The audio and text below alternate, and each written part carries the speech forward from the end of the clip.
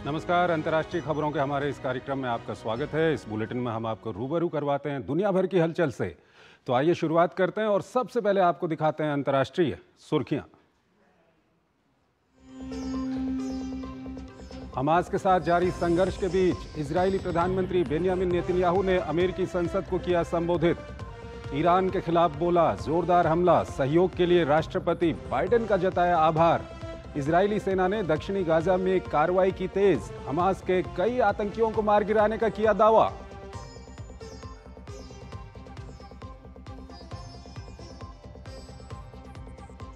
अमेरिकी राष्ट्रपति Joe Biden ने राष्ट्रपति की रेस से हटने के बाद देश की जनता को किया संबोधित। कहा, नई पीढ़ी को सौंप रहा हूं मशाल। कमला हैरिस को बताया योग्य और सक्षम उम्मीदवार। कमला हैरिस ने डोनाल्ड ट्रंप पर साधा निशाना, वहीं ट्रंप ने हैरिस को बताया अयोग्य उम्मीदवार।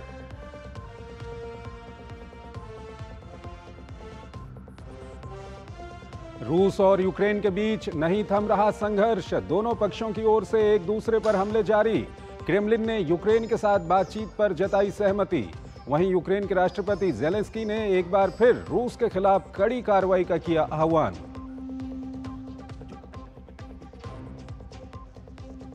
ताइवान में तूफान गेमी ने बरपाया कहर, आम जनजीवन हुआ अस्त व्यस्त। कार्यालय और स्कूलों के साथ साथ वित्तीय संस्थान रहे बंद।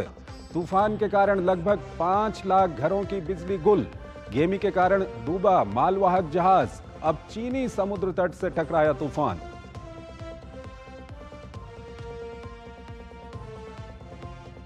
भारतीय विदेश मंत्री डॉक्टर एस जयशंकर आसियान शिखर सम्मेलन में भाग लेने के लिए लाओस के दौरे पर। विदेश मंत्री ने चीन के अपने समकक्ष से की मुलाकात। एलएसी पर डिसएंगेजमेंट प्रक्रिया को पूरा करने के लिए मजबूत कदम उठाने की जरूरत पर जताई सहमति। अन्य देशों के विदेश मंत्रियों से भी मिले।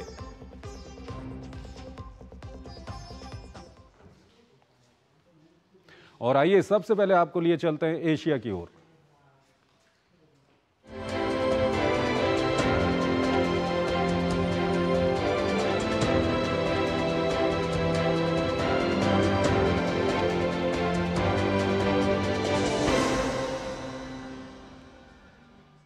इजराइल और हमास के बीच लगातार संघर्ष जारी है। इस सब के बीच इजरायली प्रधानमंत्री बेंयामिन नेतन्याहू ने अमेरिका में संसद को संबोधित किया।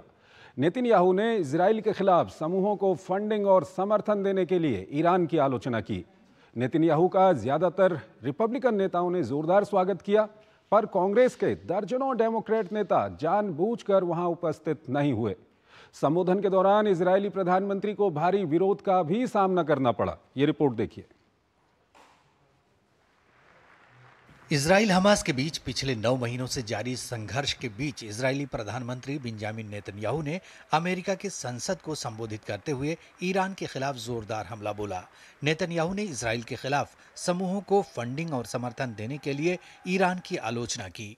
नेतन्याहू ने ईरान को निशाना बनाते हुए कहा कि अपने शत्रुओं को हराने के लिए साहस की जरूरत होती है। नेतन्याहू ने जोर देते हुए कहा कि अब हम ईरान से लड़ते हैं तो हम अमेरिका के सबसे जानलेवा और कट्टर दुश्मन से लड़ रहे होते हैं। हमारी जंग आपकी जंग है और हमारी जीत आपकी जीत है। ईरान के आतंक समर्थित साथी अमेरिका, इजराइल और हमारे अरब मित्रों से भिड़ रहे हैं। यह सभ्यताओं का टकराव नहीं है, यह बर्बरता और सभ्यता के बीच टकराव है। सभ्यता की ताकतों की जीत के लिए अमेरिका और इजराइल को एक साथ खड़ा होना चाहिए, क्योंकि जब हम एक साथ खड़े होते हैं तो बहुत ही सरल बात होती है, हम जीतते हैं, वे हारते हैं। We win, they lose. गौरतलब है कि नेतन्याहू का ज्यादातर रिपब्लिकन नेताओं ने जोरदार स्वागत किया, पर कांग्रेस के दर्जनों डेमोक्रेट नेता जानबूझकर वहां उपस्थित नहीं हुए। वहीं संबोधन के दौरान इजरायली प्रधानमंत्री को भारी विरोध का भी सामना करना पड़ा। नेतन्याहू ने अमेरिकी कांग्रेस के संयुक्त सत्र के अपने संबोधन में गाजा में जारी कार्रवाई का बचाव किया। उन्होंने साथ ही हमास के खिलाफ इजराइल को पूर्ण समर्थन देने के लिए अमेरिकी राष्ट्रपति बाइडेन का आभार जताया। 7 अक्टूबर को हुए बर्बर हमले के बाद इजराइल के समर्थन के लिए राष्ट्रपति बाइडेन को धन्यवाद। वे हमारे सबसे बुरे समय में हमारे साथ खड़े होने के लिए इजराइल आए।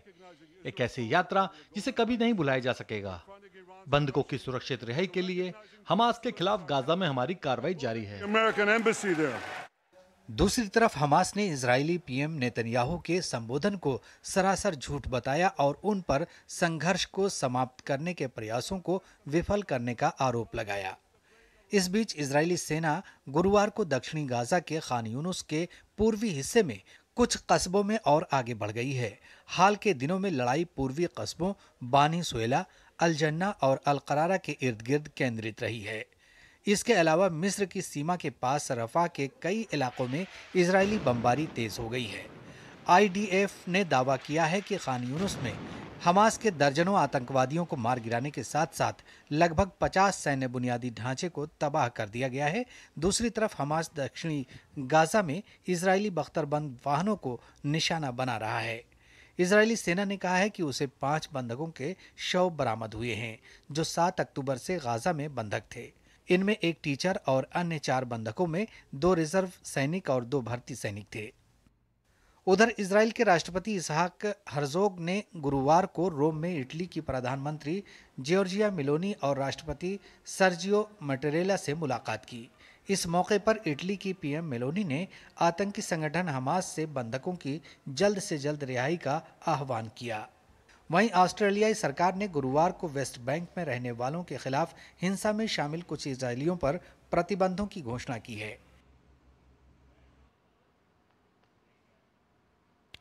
अगली खबर की ओर आपको लिए चलते हैं। भारतीय विदेश मंत्री डॉक्टर एस जयशंकर दक्षिण पूर्व एशियाई देशों के साथ भारत के संबंधों को मजबूत करने के उद्देश्य से महत्वपूर्ण आसियान शिखर सम्मेलन में भाग लेने के लिए लाओस के वियंतियाने में हैं।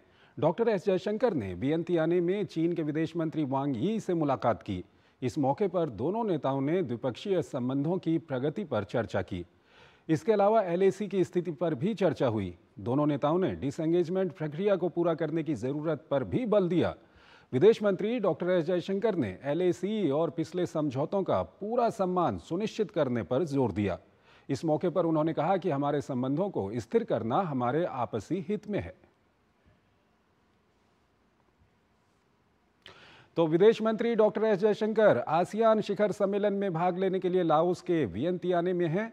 उन्होंने नॉर्वे के विदेश मंत्री एस्पेन बार्थ ईडे से मुलाकात की। इस दौरान उन्होंने कहा, स्वच्छ ऊर्जा और व्यापार में भारत नॉर्डिक साझेदारी लगातार आगे बढ़ रही है। इसके अलावा दोनों देशों के बेहतर लाभ के लिए ईएफटीए को लागू करने के लिए प्रतिबद्ध हैं। दोनों नेताओं ने इस मौके पर वैश्विक हालात पर भी चर्चा की।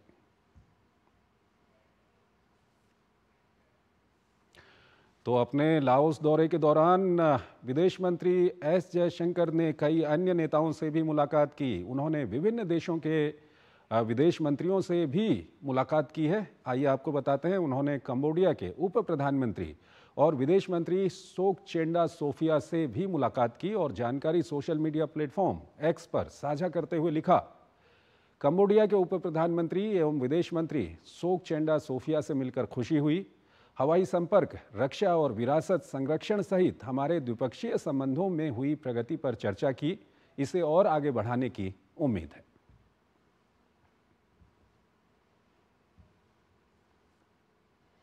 वहीं विदेश मंत्री डॉक्टर एस जयशंकर ने वियंतियाने में तिमोर लेस्ते के विदेश मंत्री बेंडिटो फ्रिटास से मुलाकात की। प्रतिनिधिमंडल स्तर की वार्ता के दौरान दोनों नेताओं ने द्विपक्षीय संबंधों की मजबूती पर जोर दिया। एस जयशंकर ने इस मौके पर कहा, दिल्ली से दिल तक हमारी दोस्ती लगातार बढ़ती और गहरी होती जा रही है। इसके अलावा दोनों नेताओं के बीच हिंद प्रशांत क्षेत्र में साझा प्राथमिकताओं पर विचारों का आदान प्रदान भी हुआ।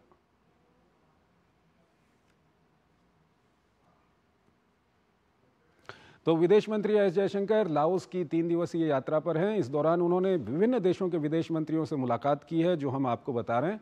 इसी क्रम में उन्होंने फिलीपींस के विदेश मंत्री एनरिक ए मनालो से भी मुलाकात की। जानकारी सोशल मीडिया प्लेटफॉर्म एक्स पर साझा करते हुए लिखा, वियंतियाने में फिलीपींस के अपने मित्र एनरिक ए मनालो से मिलकर बहुत प्रसन्नता हुई। हमारे दोनों लोकतंत्रों के बीच मजबूत होते सहयोग और हिंद प्रशांत क्षेत्र में साझेदारी, विशेष रूप से कानून आधारित नियम और आसियान केंद्रीयता को बनाए रखने पर चर्चा हुई है।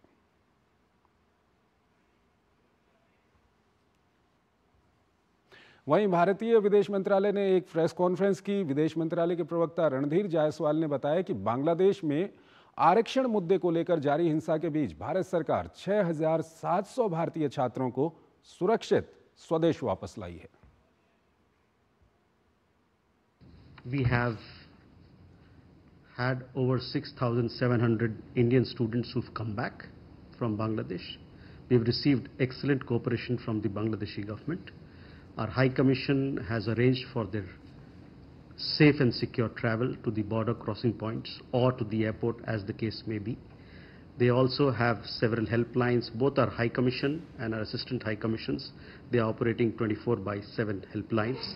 And all the people who are there, our students and our nationals, they can reach out to them, and they have been rendering whatever assistance that has been requested for.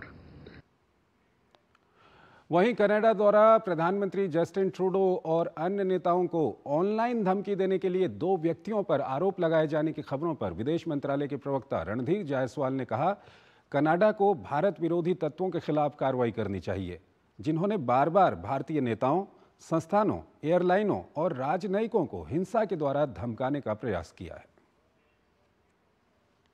We would like to say that we've seen these reports. When a democracy adopts different yardsticks to measure or implement the rule of law and freedom of expression, it only exposes its own double standard. We expect Canada to take action against anti-India elements who have repeatedly threatened Indian leaders, institutions, airlines, and diplomats by violence. So we would like to see strong action or same level of action on the threats posed to us as well. अगली खबर की ओर चलते हैं। Taiwan और Philippines में तबाही मचाने के बाद गेमी तूफान अब चीन में दस्तक दे चुका है। इससे पहले तूफान ने ताइवान में कहर बरपाया। ये तूफान बीते 8 सालों में ताइवान में टकराने वाले सबसे शक्तिशाली तूफानों में से एक है। वहीं फिलीपींस में तूफान के कारण आई बाढ़ और भूस्खलन से 22 लोगों की मौत हो गई। मनीला के निवासियों को बाढ़ के चलते अपने घरों से विस्थापित होना पड़ा। वहीं समुद्र में एक टैंकर के डूबने से तेल का भारी रिसाव हो रहा है, क्योंकि ये तेल टैंकर था। ताइवान में गेमी तूफान इस कदर कहर बरपा कर रहा है कि न केवल घर और सड़कें जलमग्न हो गई हैं, बल्कि एक मालवाहक जहाज भी डूब गया है। मालवाहक जहाज के डूबने से 9 नाविक लापता हैं। इसी के साथ 5 अन्य मालवाहक जहाज तूफान में फंस गए हैं। गेमी तूफान बुधवार देर रात को ताइवान के उत्तर पूर्वी तट के लियान काउंटी में टकराया था। ये तूफान बीते 8 सालों में ताइवान में टकराने वाले सबसे शक्तिशाली तूफानों में से एक है। ताइवान में तूफान की वजह से 3 लोगों की मौत हुई है और सैकड़ों घायल हुए हैं। हालांकि तूफान का असर ताइवान में आज थोड़ा कम हुआ है, पर पूरी तरह से तूफान अभी थमा नहीं है। तूफान अपने पीछे बर्बादी का मंजर छोड़ गया है। जमीन पर बिखरे बिलबोर्ड, टूटे हुए फर्नीचर और लगभग 5 लाख घरों की बिजली गुल है। तूफान के दूसरे दिन भी कई उड़ानें रद्द रहीं और कई उड़ानों का समय बदल दिया गया। मैंने पहली बार ताइवान में ऐसे विकराल तूफान को महसूस किया है। यह मेरे लिए एक बुरा अनुभव था, लेकिन अब मुझे पता चल गया है कि तूफान जैसी स्थिति में किस तरह से प्रतिक्रिया देनी चाहिए। देश में तूफान के मद्देनजर और अधिक बारिश होने की आशंका है, जिसके कारण कार्यालय और स्कूल के साथ साथ वित्तीय बाजार भी बंद रहे, जिससे स्थानीय व्यवसाय प्रभावित रहा। दुकान की छत गिर गई है और पानी की पाइपें फट गई हैं। मैं रोने की कगार पर हूँ। मुझे बहुत सारा पैसा खर्च करना पड़ेगा और मुझे डर है कि अगर ये छत गिर जाएगी तो कोई चोटिल हो जाएगा। इस तूफान का प्रकोप न केवल ताइवान में है, बल्कि फिलीपींस में इसका असर देखा जा सकता है। फिलीपींस में तूफान के कारण आई बाढ़ और भूस्खलन से 22 लोगों की मौत हो गई। फिलीपींस की राजधानी मनीला के निवासियों को बाढ़ के चलते अपने घरों से विस्थापित होना पड़ा। वहीं फिलीपींस के समुद्र में मरीन तेल टैंकर के डूबने से करीब 1.4 मीट्रिक टन तेल का रिसाव हो रहा है। तूफान के चलते इस रिसाव को रोकने के प्रयासों में खासा दिक्कतों का सामना करना पड़ रहा है। हालांकि चालक दल के 16 सदस्यों को बचा लिया गया, लेकिन हादसे में एक व्यक्ति की मौत हो गई। चीन के दक्षिण पूर्वी प्रांत फुजियान में बड़े पैमाने पर लोगों को सुरक्षित स्थान तक ले जाने का काम चल रहा है। एक छोटा सा ब्रेक लेते हैं यहाँ पर। MDH का किचन किंग किचन में हो तो हम सब कुछ बना सकते हैं। बैंगन का भरता, आलू गोभी, भिंडी मसाला और भी बहुत कुछ। MDH। बात जब पीढ़ियों के लिए बनने वाले घर की हो तो जिम्मेदारी बड़ी हो जाती है। गैलेंट समझता है ये जिम्मेदारी। अब डबल M रिब्स के साथ गैलेंट एडवांस TMT रीबार, निर्माण का रियल हीरो। क्यों प्रधान जी, बड़े चमक रहे हो आजकल? ऐसा कौन सा खजाना हाथ में लगा है? खजाना नहीं, मिशन मिल गया है हम सबकी जीत का। IIL के ट्रैक्टर ब्रांड का मिशन है तो जीत पक्की। विकसित भारत के निर्माण में अपना योगदान देने के लिए आपका धन्यवाद। जब आपकी इनकम टैक्स रिटर्न की जानकारी में होगी ईमानदारी, फिर आपके टैक्स रिफंड में नहीं होगी कोई देरी। इसलिए ध्यान रहे, गलत TDS, झूठे खर्चे और कम आमदनी दिखाकर हाई रिस्क रिफंड्स क्लेम करने पर आपके इनकम टैक्स रिफंड क्लेम में देरी हो सकती है। इनकम टैक्स डिपार्टमेंट हर E-फाइल में हुई रिटर्न में दी हुई जानकारी की गहन जाँच करता है और गलत पाए जाने पर रिटर्न फ्लैग हो सकती है। फ्लैग होने पर CPC ITR से रिवाइज रिटर्न फाइल करने की सूचना मिलेगी। 10 दिन के भीतर 2 रिमाइंडर्स मिलने के बावजूद रिवाइज रिटर्न फाइल न करने पर रिटर्न प्रोसेसिंग में देरी हो सकती है। अपने रिटर्न से जुड़े अपडेट्स जानने के लिए E-फाइलिंग पोर्टल पर लॉगिन करें और अपने डैशबोर्ड पर प्रोसेसिंग स्टेटस और पेंडिंग एक्शंस चेक करें। प्रत्येक आयकर दाता एक राष्ट्र निर्माता। गोल्डी छोले मसाले, जहाँ जाए रिश्ते बनाए।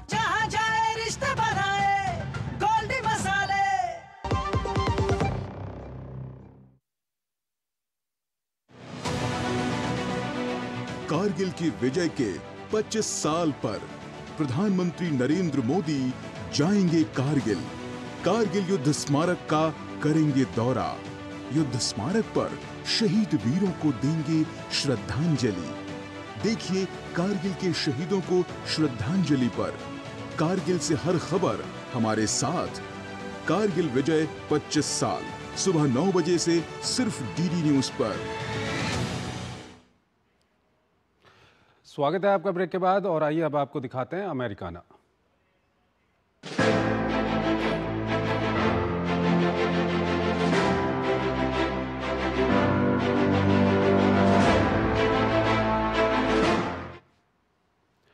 अमेरिका में राष्ट्रपति चुनाव की जंग रोचक हो गई है। राष्ट्रपति पद की रेस छोड़ने के बाद पहली बार बाइडेन ने देश को संबोधित किया और एक बार फिर कमला हैरिस का समर्थन किया। इस सब के बीच ट्रंप ने कमला हैरिस को डिबेट के लिए चुनौती दी है। ट्रंप ने कमला को शासन करने के अयोग्य बताया है। इस सब के बीच ताजा सर्वे में डोनाल्ड ट्रंप के मुकाबले कमला हैरिस को 2% की बढ़त मिलती दिख रही है। अमेरिका में इस साल नवंबर में राष्ट्रपति चुनाव होने हैं। चुनाव के दिन जैसे जैसे नजदीक आ रहे हैं वैसे वैसे ये दिलचस्प होता जा रहा है। राष्ट्रपति जो बाइडेन ने चुनाव से अपनी दावेदारी वापस ले ली है और राष्ट्रपति चुनाव के लिए डेमोक्रेटिक पार्टी के उम्मीदवार के रूप में कमला हैरिस के नाम का समर्थन किया है। इस बीच अमेरिकी राष्ट्रपति जो बाइडेन ने राष्ट्रपति चुनाव की दौड़ से हटने के बाद पहली बार बुधवार रात देश की जनता को संबोधित किया। उन्होंने कहा कि ये समय अब युवाओं का है और वो नई पीढ़ी को मशाल सौंप रहे हैं।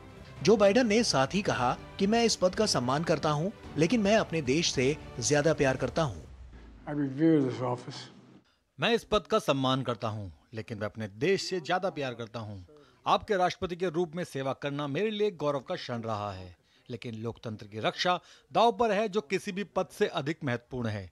इसलिए मैंने तय किया है कि आगे बढ़ने का सबसे अच्छा तरीका नई पीढ़ी को मशाल सौंपना है। अपने ओवल ऑफिस संबोधन में बाइडेन ने नवंबर में होने वाले चुनाव के लिए एक बार फिर कमला हैरिस को योग्य और सक्षम उम्मीदवार बताया। बाइडेन ने कहा कि वो मेरे लिए एक अविश्वसनीय साथी और हमारे देश के लिए समर्पित नेता रही हैं। मैं अपना समर्थन हमारी महान उपराष्ट्रपति कमला हैरिस को देता हूं। वह अनुभवी हैं, दृढ़ हैं और सक्षम हैं। वह मेरे लिए एक अविश्वसनीय साथी और हमारे देश के लिए समर्पित नेता रही हैं। अब अमेरिका को उम्मीद और नफरत के बीच चुनाव करना होगा। हम अपने गणतंत्र को बनाए रखेंगे या नहीं, यह देशवासियों के हाथ में है। चुनावी सरगर्मियों के बीच डेमोक्रेटिक पार्टी के ज्यादातर सांसद से लेकर बिजनेसमैन का कमला हैरिस को भारी समर्थन मिल रहा है। दरअसल कमला हैरिस को जमकर राजनीतिक फंडिंग मिल रही है। उन्हें महज 3 दिनों में ही $250 मिलियन से ज्यादा पॉलिटिकल फंडिंग मिल चुकी है। हैरिस ने अपनी चुनावी सभा में 17 मिनट के भाषण में उदारवादी नीतियों को प्राथमिकता देने की बात कही। उन्होंने कहा कि डोनाल्ड ट्रंप अमेरिका को पीछे ले जाना चाहते हैं।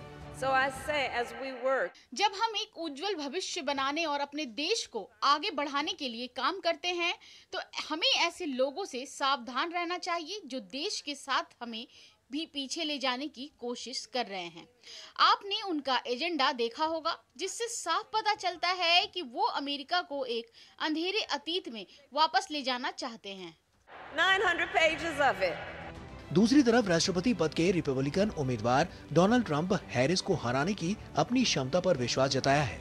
ट्रंप ने कमला हैरिस को सार्वजनिक मंच पर बहस के लिए चुनौती दी है। ट्रंप ने साथ ही कहा है कि कमला हैरिस शासन करने के योग्य नहीं है। अगर उन्हें कभी पद पर आने का मौका मिला तो वो देश को तबाह कर देंगी।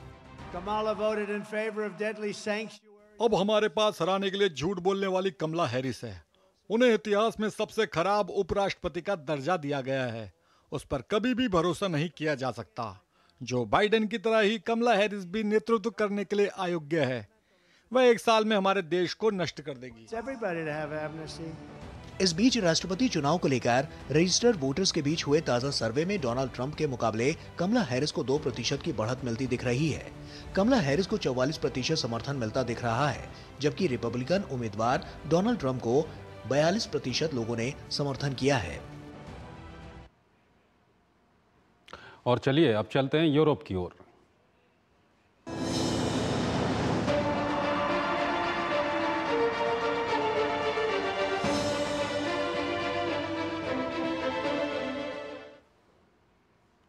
रूस और यूक्रेन के बीच लगातार युद्ध चल रहा है। यूक्रेनी अधिकारियों का दावा है कि रूस ने यूक्रेन की राजधानी कीव, ओडेसा सहित कई क्षेत्रों में बुनियादी ढांचे पर हमला किया है। यूक्रेन ने भी रूस के दक्षिणी बेलगोरोड क्षेत्र के शेबुकिनो शहर में हमला किया है। इस सब के बीच दोनों देशों की ओर से बातचीत करने के संकेत भी नजर आ रहे हैं। ये रिपोर्ट देखिए। रूस यूक्रेन के बीच संघर्ष करीब 2.5 साल के बाद भी थमने का नाम नहीं ले रहा है। दोनों देश एक दूसरे पर लगातार हमले कर रहे हैं। यूक्रेनी अधिकारियों का दावा है कि रूस ने यूक्रेन की राजधानी कीव, ओडेसा सहित कई क्षेत्रों में बुनियादी ढांचे पर हमला किया है। हालांकि इस हमले में कीव की ओर से जानमाल के नुकसान की कोई खबर नहीं है। वहीं यूक्रेनी वायुसेना प्रमुख ने दावा किया है कि रूस के ड्रोन हमले में 38 ड्रोन में से करीब 25 ड्रोन को मार गिराया गया है। इस बीच रोमानिया की ओर से दावा किया गया है कि यूक्रेनी बॉर्डर से लगी उसकी सीमा के पास के गांव में रूसी ड्रोन का मलबा मिला है। रूसी हमले के जवाब में यूक्रेन ने रूस के दक्षिणी बेलगोरोड क्षेत्र के शेबेकिनो शहर में हमला किया। इस हमले में एक व्यक्ति की मौत हो गई और 2 लोगों के घायल होने की खबर है। वहीं रूस की ओर से दावा किया गया है कि उसने काला सागर के ऊपर उड़ रहे 2 ब्रिटिश टाइफून लड़ाकू विमानों और एक RC-135 टोही विमान को खदेड़ने के लिए एक Su-27 लड़ाकू विमान को भेजा था, जिसके बाद ब्रिटिश विमान रूसी सीमा से दूर चले गए। जहां एक ओर दोनों देश एक दूसरे के खिलाफ आक्रामक रवैया अपना रहे हैं, तो वहीं दूसरी ओर दोनों देशों की ओर से बातचीत करने के संकेत भी नजर आ रहे हैं। हाल ही में चीन के दौरे पर गए यूक्रेनी विदेश मंत्री दिमित्रो कुलेबा ने रूस के साथ बातचीत करने के संकेत दिए थे। हालांकि यूक्रेन चाहता है कि उसकी संप्रभुता और क्षेत्रीय अखंडता का पूरा सम्मान किया जाए। अब क्रेमलिन की ओर से भी यूक्रेन के साथ बातचीत की ओर इशारा किया गया है। क्रेमलिन ने भी बातचीत के प्रस्ताव पर सहमति जताई है। हालांकि उन्होंने बातचीत के प्रस्ताव को लेकर गेंद यूक्रेन के पाले में डाल दी है। रूस आमतौर पर बातचीत की प्रक्रिया के लिए तैयार है, लेकिन पहले आपको यह समझना होगा कि यूक्रेनी पक्ष इसके लिए कितना तैयार है। जेलेंस्की की वैधता की समस्या के अलावा रूसी पक्ष के साथ संपर्क और वार्ता के लिए प्रतिबंधों की भी समस्या है। इस बीच यूक्रेन के राष्ट्रपति वोलोडिमिर ज़ेलेंस्की ने एक बार फिर रूस के खिलाफ कड़ी कार्रवाई का आह्वान किया है। उन्होंने रूस को हराने का आह्वान किया है। पुतिन लोगों के जीवन से खेल रहे हैं। दुनिया इसे बर्दाश्त नहीं करेगी। रूस को हारना चाहिए, आतंक को हारना चाहिए, तब जीवन जीतेगा। हम इसके लिए सब कुछ कर रहे हैं। दूसरी तरफ अमेरिकी राष्ट्रपति जो बाइडेन ने अपने संबोधन में एक बार फिर रूस के खिलाफ यूक्रेन के समर्थन को दोहराया है। उन्होंने इस दौरान नाटो और प्रशांत क्षेत्र के देशों के बीच एकजुटता बढ़ाने के लिए काम करने का आश्वासन दिया।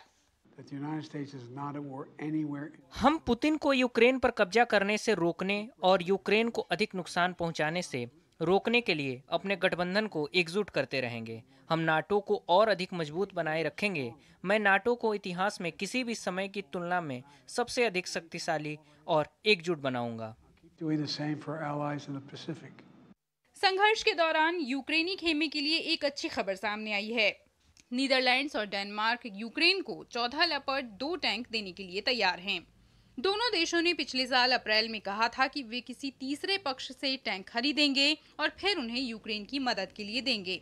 वहीं रूस भी अपने सहयोगियों के साथ लगातार संबंधों की मजबूती पर जोर दे रहा है।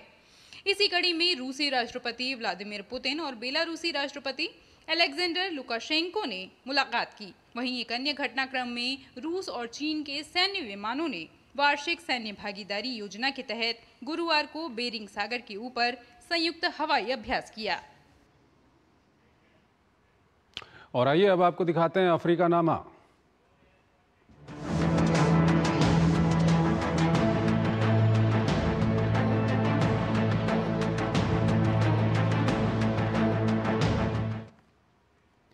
केन्याई पुलिस ने गुरुवार को कई प्रदर्शनकारियों को हिरासत में लिया है जो राष्ट्रपति कार्यालय में एक याचिका प्रस्तुत करने और सरकार विरोधी प्रदर्शनों के दौरान मारे गए लोगों को श्रद्धांजलि देने का प्रयास कर रहे थे। प्रदर्शनकारियों के मुताबिक हिंसक विरोध प्रदर्शन के 1 महीने पूरे होने के मौके पर मारे गए प्रदर्शनकारियों के परिजनों समेत कुछ लोग राष्ट्रपति को याचिका सौंपने का प्रयास कर रहे थे, जिस पर पुलिस ने उनको हिरासत में ले लिया था। गौरतलब है कि पिछले महीने राष्ट्रपति विलियम रूटो द्वारा प्रस्तावित कर वृद्धि का विरोध करने के लिए प्रदर्शनकारी सड़कों पर उतर आए थे। इन प्रदर्शनों में 50 से ज्यादा लोगों के मरने का अनुमान है। तो अंतर्राष्ट्रीय खबरों के हमारे इस बुलेटिन में आज इतना ही। आप हमारी पूरी टीम को इजाजत दीजिए। नमस्कार।